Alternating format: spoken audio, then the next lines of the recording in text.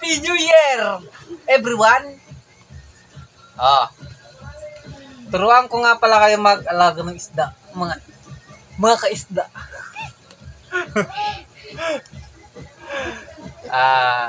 Importante sa isda. Ang importante sa isda ay mapakain nyo sila, siyempre. Ano ba kayo? Hindi yan mabubuhay pag hindi nyo pinapakain, di ba? Di ba kayo? At pangalawa,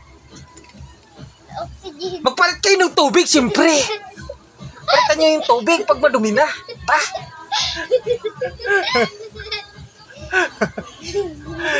Yan ang pangalawa kong tip sa inyo, ha? Ha? Diba? Tignan nyo sila. Ang pangatlong tip sa inyo. Pakainin, siyempre. Pangatlong tip.